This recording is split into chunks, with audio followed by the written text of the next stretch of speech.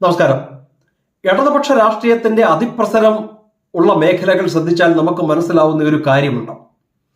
വസ്തുതാപരമായി കാര്യങ്ങളെ കാണുന്ന മേഖലകളിലൊന്നും ഇടതുപക്ഷ അതിപ്രസരം നമുക്ക് കാണുവാൻ സാധിക്കില്ല.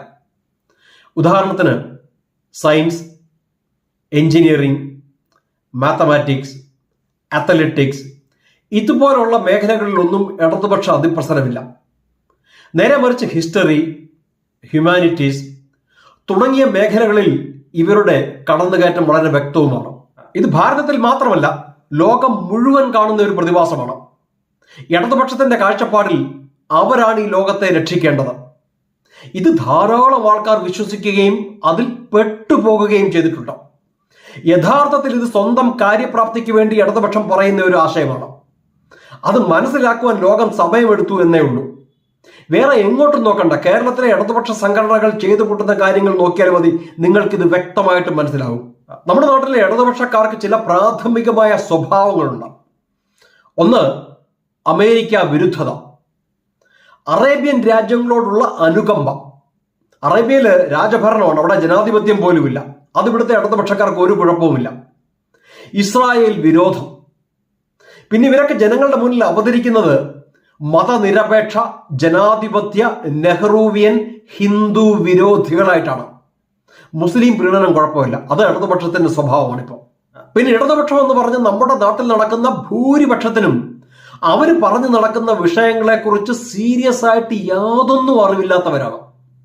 പിന്നെ ഇവന്മാർക്കുള്ള ഒരു പ്രത്യേകത, ഇവർ പറഞ്ഞു നടക്കുന്ന പലതിനും യാതൊരു ഗവേഷണ അടിത്തറയും ഇല്ലാത്തതായിരിക്കും. പക്ഷെ ഒരു ഉളുപ്പുമില്ലാതെ പച്ചക്കള്ളം വിളിച്ചു പറയാൻ ഇടതുപക്ഷക്കാരെ പോലെ സാമർഥ്യമുള്ളവരായിട്ട് മറ്റാരുമില്ല. കാരണം കാര്യങ്ങൾ മനസ്സിലാക്കുവാനുള്ള അനാലിറ്റിക്കൽ എബിലിറ്റിയോ ഡെപ്തോ ഇല്ലാത്തവരാണ് ഇവര്. ഭാരതത്തിലെ നെഹ്റുവിയൻ ലെഫ്റ്റിസ്റ്റുകൾ പൊള്ളയായ സെക്കുലാർ ലിബറൽ ഇന്റലക്ച്വൽ ഇമേജ് കൊണ്ട് നടക്കുന്ന ഇത്തിൾ കണ്ണികളാണ്.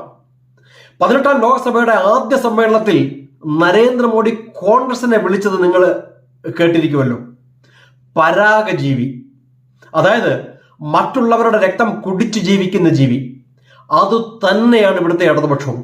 ഈ ഇടതുപക്ഷ പരാഗജീവികൾ സർക്കാരിന്റെ സകല സാംസ്കാരിക വകുപ്പുകളിലും കടന്നു കയറി ആധിപത്യം സ്ഥാപിച്ചു. അതോടെ അവിടെ ഒന്നും ക്രിയാത്മകമായ ഒരു ചർച്ചകളും നടക്കാതെ അതൊക്കെ ഇടതുപക്ഷ ചർച്ചകളായിട്ട് മാറി. സമൂഹത്തിൽ ധാർമ്മിക ച്യുതി കൊണ്ടുവന്നത് ഇടതുപക്ഷമാണ്. ദേശവിരുദ്ധത ലിബറൽ ചിന്താഗതിയാണെന്ന് സമൂഹത്തെ പഠിപ്പിച്ച ഇവന്മാരാണ്. ദേശദ്രോഹ ഇവന്മാർക്കൊരു ഫാഷനാണ്. യഥാർത്ഥത്തിൽ ലെഫ്റ്റിസ്റ്റ് ചിന്താഗതികൾ ലോകത്തിലെ എല്ലാ നന്മകൾക്കും എതിരാണ്. ഇടതുപക്ഷ രാഷ്ട്രീയം പാവങ്ങൾക്കെതിരാണ്. സോഷ്യലിസം പറഞ്ഞ ഇവന്മാർ സാമ്പത്തിക സ്ഥിതി നശിപ്പിക്കും. നിങ്ങളൊന്ന് നോക്കിക്കേ, ഒരു ലെഫ്റ്റിസ്റ്റ് രാജ്യവും ഗതി പിടിച്ചിട്ടില്ല. കാരണം എവിടെയൊക്കെ സാമ്പത്തിക വളർച്ചയുണ്ടോ അതിനെയൊക്കെ ഇവന്മാർ തുരങ്കം വെക്കും. ഹിന്ദു വിരുദ്ധത ഇവർക്ക് സെക്കുലാറിസമാണ്. മുസ്ലിം പ്രീണനം ഇവർക്ക് സെക്കുലാറിസമാണ്. നിയമവിരുദ്ധമായ മതപരിവർത്തനങ്ങൾ ഇവർക്ക് ലിബറൽ ചിന്താഗതിയാണ്. ഇവര് മൃഗസംരക്ഷണത്തിനെ കുറിച്ചൊക്കെ സംസാരിക്കും. പക്ഷെ നടു റോഡിലിട്ട് ഒരു പശുവിനെ വെട്ടിയറുത്ത് കറി വെക്കുന്നതിനെ ഇവർ സപ്പോർട്ട് ചെയ്യും. ബീഫ് ഫെസ്റ്റ് ഇവർക്ക് സെക്കുലാറിസത്തിന്റെ പ്രതീകമാണ്. സകല ഹിന്ദു ആചാരങ്ങളെയും സെക്കുലാറിസത്തിന്റെ പേരിൽ ഇവർ എതിർക്കും. എന്നാൽ ഇസ്ലാമിനോ ക്രിസ്ത്യാനിറ്റിക്കോ എതിരെ മിണ്ടാതിരിക്കും. സെക്കുലാറിസമാണ്. ഇസ്ലാമിക ശരിയ നിയമം നിലനിൽക്കുന്ന അറബ് രാജ്യങ്ങൾ ഇവർക്ക് പ്രിയപ്പെട്ടതാണ്.